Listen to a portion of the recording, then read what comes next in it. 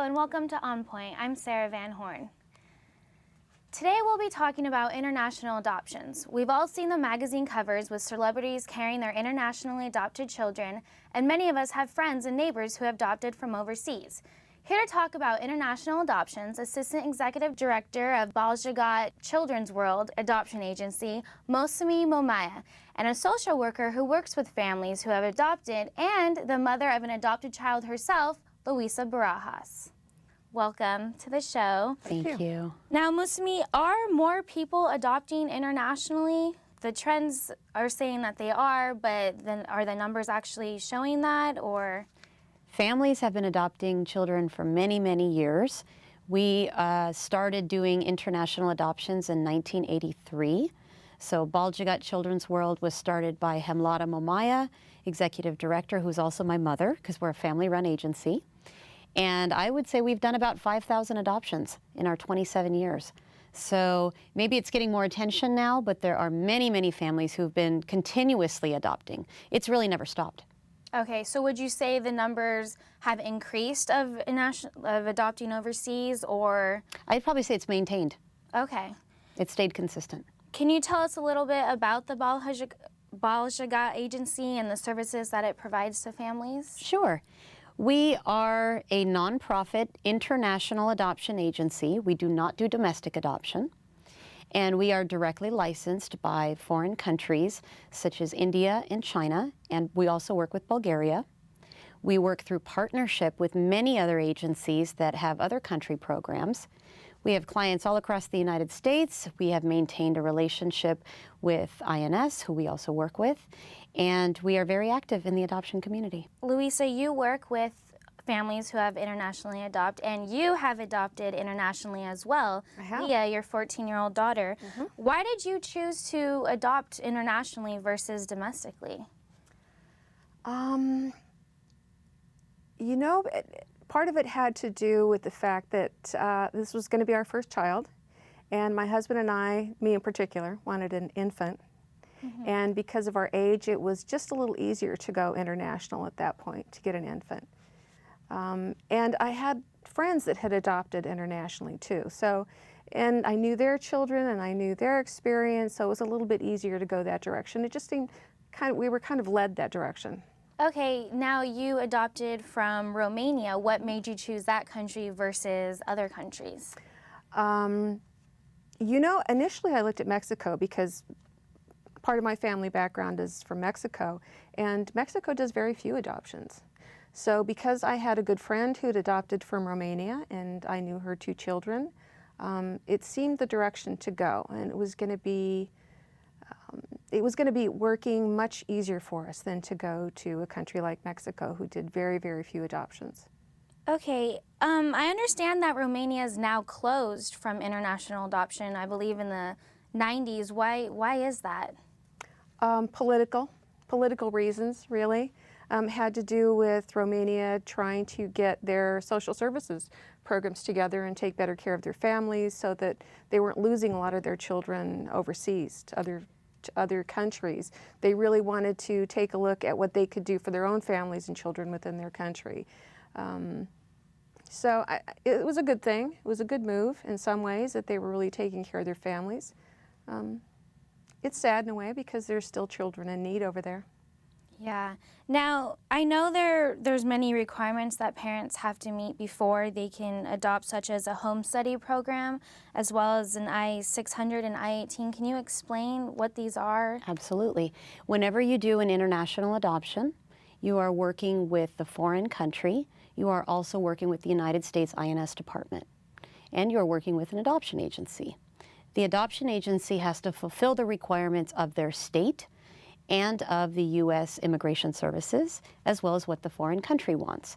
So the home study is not just a document, it's actually a mental health evaluation that an adoption agency does on their applicants, and they're really assessing them for their stability and for their parenting ability, and they also want to educate and prepare families for the challenges that may come up in an adoption.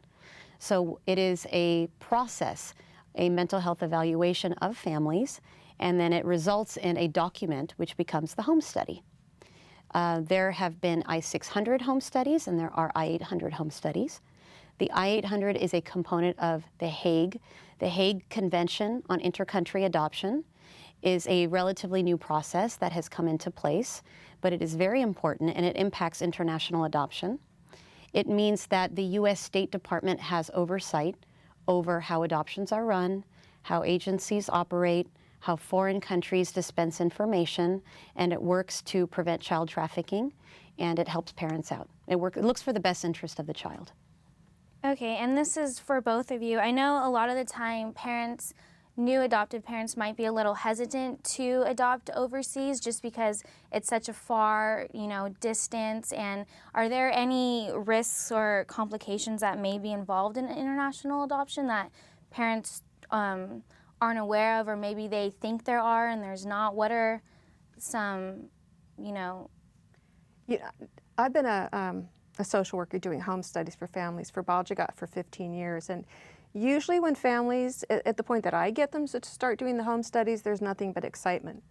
A lot of families really want to bring more of kind of a worldly feel into their family, and they're really excited to be going to China or Guatemala or Nicaragua or Taiwan or Japan or any of these countries.